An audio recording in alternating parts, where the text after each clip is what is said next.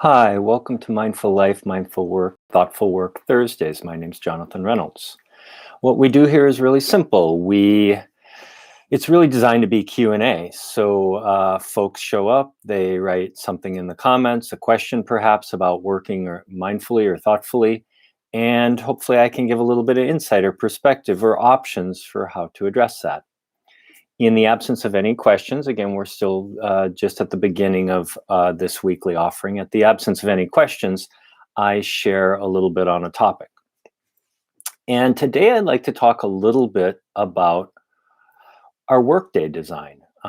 Everybody designs that a little bit different. Some have probably more freedom to design that, and some probably have quite a bit less if you work for a big company or there's a certain schedule. But what I'd like to talk about is really sort of the balance between structure and flexibility. And let's start with flexibility. I think that one of the things that working remotely has sort of brought up for the entire work world is that when you give folks more flexibility, they actually perform better because they get to design their own schedule a little bit more.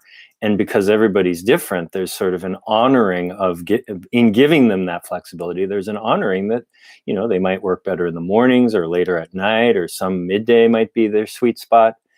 And so, I think it's really important to build in flexibility. I know for myself, it's essential. Some days are going to be more focused days. Some days are going to be slower days. Some days are going to be client days. Some days are going to be more visioning days and introspective days. And it's one of the things we've done at Mindful Life, Mindful Work is the freedoms that I want for myself, I want to extend to my team. And so folks design their own schedules. Folks do work when it's feeling alive to them, and they don't do work when it's not feeling alive to them. And that might sound a little bit pie in the sky. It's important, though. It's important for every company in every situation, whether it's a solopreneur, mid-size, or a large corporation, to find that sweet spot where how much structure is the right amount that we're organized and moving in some unified, focused way on our, mission and our initiatives and our projects. But how much is too much? How much is really just a mechanism of control that's not really actually serving the performance and productivity of your team? Where would a little more freedom make a little more sense and be good business? And that doesn't just happen internally with clients. It also extends to how you relate to partners. Internally employees, but it also extends how you relate to partners and how you relate to your clients. Those same freedoms that you might want personally and for your team, how can you build in your services and build out your services in a way that clients benefit? So for instance, in our one-on-one work at Mindful Life, Mindful Work, almost all of our sessions are via phone. We don't even do video conferencing because phone is maximum flexibility. Especially, and I've found in my personal coaching work, is that I actually feel like phone sessions are deeper sessions than video sessions because there's more of a tonal and subtlety that we're listening for and responding to, and we don't really need the visual. It's often distracting in sort of a one-on-one exchange. Or maybe the client is going through something difficult or emotionally challenging, and a little bit of visual privacy is a good thing for them.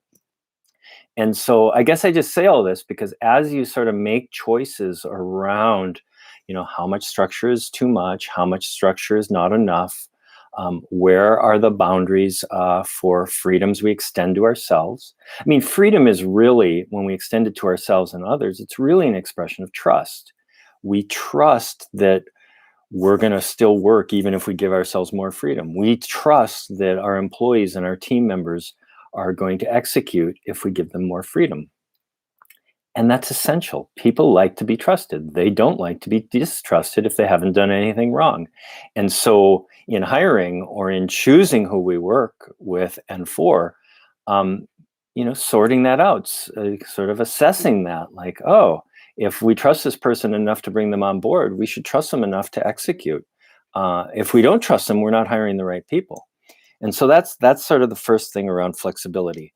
And of course, that extends not only to timing and schedules, it also extends, as we said before, to remote working and sort of geographical location. Of course, there's a big conversation these days around whether people should be paid differently if they're in different sort of economies. Ultimately, value is value from Mindful Life, Mindful Work's perspective. And so all of those things, though, how much structure, how much flexibility, how much are we willing to actually trust our employees and sort of honor their unique ways of executing? And again, not infinitely, because things need to be organized. We need to execute. We need to be able to communicate with each other. So there has to be some sense of workday. But who makes those decisions and how is leadership making those decisions so it really makes everyone feel included so companies can perform at the highest possible level? I think one of the most wonderful things that's come out of remote working, and again, I've been working remotely for almost 2 decades now, but the rest of the world sort of coming to this way of working, is that people see they can actually have additional freedoms, and it requires a high level of responsibility, and it feels so much better for everyone. And ultimately, I think employers are going to find that it feels much better for them as well. So hopefully you found these comments and sort of this dialogue around sort of how do you design your workday? How do you balance flexible and stability? I like an engineering metaphor. It's sort of base tower. You want the base, enough structure that the tower doesn't tip over, but you want as tall a tower as possible, because the tower is the freedom. The tower is the flexibility and the freedom. If you're all tower, it falls over. If you're all base, though, and just a tiny tower, what are you doing with your life? Again, you want to design it in a way that it's sustainable, that it works for you as a person, that it works for your team members as a person, if you work in a small or large team. These are all really important things to consider. So hopefully you found this conversation around building out the workday, designing the workday in a way that balances freedom and stability and structure in a way that makes more sense, as much sense as possible for your situation. So again, this is Mindful Life, Mindful Works, Thoughtful Work Thursdays. My name is Jonathan Reynolds. Hope to see you at an upcoming Thursday. I hope your day's going great, and hope your work is thriving. Bye-bye.